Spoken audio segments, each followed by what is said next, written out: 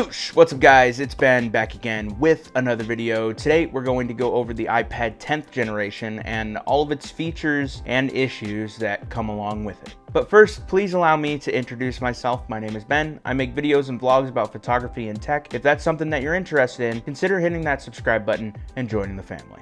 As previously talked about in my last iPad video, I used the iPad Pro 11-inch for school. I guess used would be the better word since I just graduated last month. The link to that vlog will be in the pinned comment below. My girlfriend Callie just started going back to school and saw how I was using the iPad for my notes and my assignments. And she wanted in on that action. We went online and started looking for a cheaper iPad that had the same capabilities as mine. She ended up going with the iPad 10th generation. I know that there are other iPads that are better, like the iPad Air, but they hadn't announced the new iPad Air and Pro yet, and we were still working with last year's models, which is fine. We went to the Apple store and she played around with all of the iPads and found that she liked the look and feel of this iPad more. Well, Apple got more of our money and she was off to play with her new toy. I set her up at the toolbox and had her film the unboxing.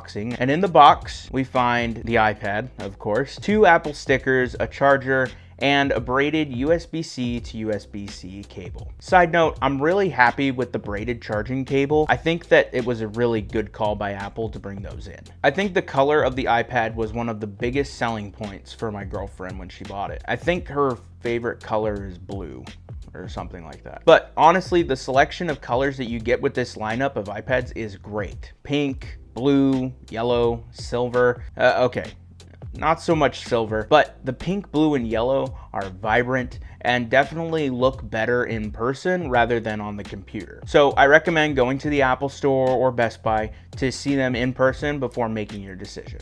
Now, she didn't just get the iPad, she also got the new-ish Apple Pencil with the USB-C charging, but we're gonna talk about that later on in the video. That is a whole conversation all in itself. If you don't know much about the iPad 10th generation, let me go over some of the key specs with you before we get into the good and unfortunately some of the bad with this iPad. The iPad 10th generation comes with the A14 Bionic chip, which is an older chip because of the new iPads coming with the M-series silicon chips, M1 through M3, but is still quick and snappy. It also comes with a 10.9-inch liquid retina display with a 2360 by 1640 resolution and 256 pixels per inch, which looks really good, and we haven't had any issues with it. It comes with 2 different storage configurations, 64 gig and 256 gig. Callie got the 64 gig, which is fine because she only really uses it for school and streaming shows like Bridgerton and Ghost Adventures, and of course those murder shows that she can fall asleep to for some reason. Subscribe to this channel if your girlfriend also can do that. This iPad also has Touch ID and not Face ID. And just like all of the other iPads you can get, it comes with Wi-Fi and Wi-Fi with cellular enabled with 5G. She ended up getting just the Wi-Fi version. The back camera is a 12 megapixel wide camera with all of these specs here. The video recording is all of these specs here. And the front facing camera is on the landscape side and comes with these specs here. And if you'd like to see a full list of specs for this iPad, the link to that will be in the description right underneath the merch link that is always there too.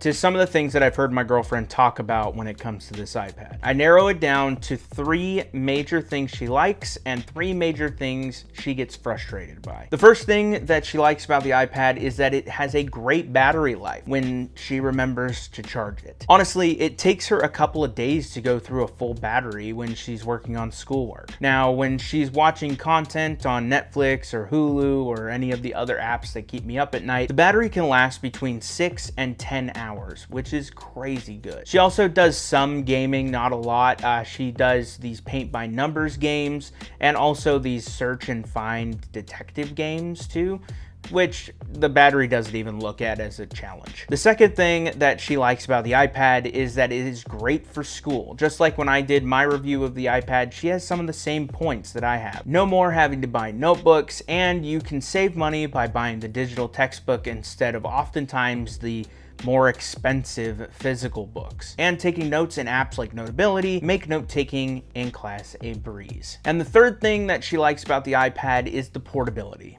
Oftentimes, she doesn't even take a backpack to class anymore. She just takes her purse and the iPad, and that's it. It saves her back and makes it easier to get from her car to class, which can oftentimes be on the other side of campus. Now, unfortunately, there are 3 things that frustrate her when it comes to this piece of tech, none of which make her want to buy a new one. They're more minor inconveniences that require a little more attention to get the same result that the newer iPads don't really have an issue with, and a lot of them would irritate me as well. The first is the fact that there's no Face ID. I remember when things had Touch ID and everything was great, and when Face ID came in, I thought, man, this is really gonna suck. Now we've gotten so used to it that when a product doesn't have it, it's irritating. The thing that is the most bothersome about this Touch ID is the placement. Yes, Touch ID has always been on a button, but for some reason, having it on the top, it just gets old. The amount of times that I've accidentally pressed the button to wake it up and actually turned off the screen just to do it again on the second try is nuts. And it's not even my iPad. The second irritation about the iPad is that all of the attachments like the keyboard and even the Apple Pencil are all different and don't really work on this generation of iPad. Due to the connection points being on the side instead of on the back, Apple had to make a new keyboard that would connect to those points. So when you buy something, you have to make sure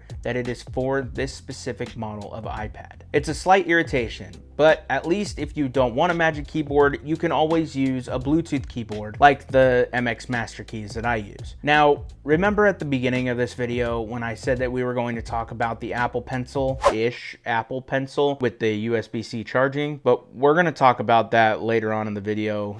Well, it's later. And the third irritation about this iPad is the Apple Pencil. So a little bit of context. When Apple originally announced this iPad, people still had to purchase the original Apple Pencil, which looked like an antenna that plugged into the charging port of your iPad and charged via Lightning. But when Apple announced this iPad, they made it with a USB-C charging port, but didn't come out with any new Apple Pencil. Instead, they came out with a dongle that converted the Apple Pencil to USB-C. This was trash. Not only did you have to remember where you put the cap to your Apple Pencil, you also had to remember where you put the converter. So Apple came out with the Apple Pencil with USB-C. It still magnetizes to the iPad for storage, but if you want to charge it, you have to pull the top part up to reveal the USB-C plug that you have to plug into to charge it. Now, there's nothing wrong with that. I understand why Apple did this, to save the customer money and make the iPad and Pencil more affordable, with the Apple Pencil being $79 and this version of the iPad that Callie got being $349. But the irritation comes with the connectivity. According to Callie, the Pencil loses connection sometimes,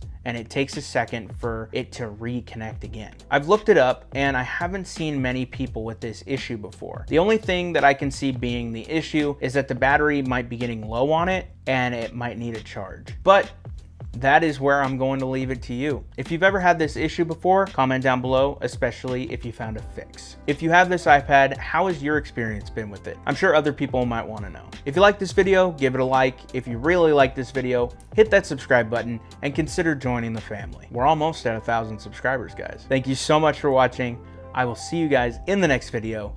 Stay classy. Bye. Welcome to the end of the video, guys. Thank you so much for watching to the end. Now here's the cool piece of tech thing that I got. It's not a Lego set this time, I promise.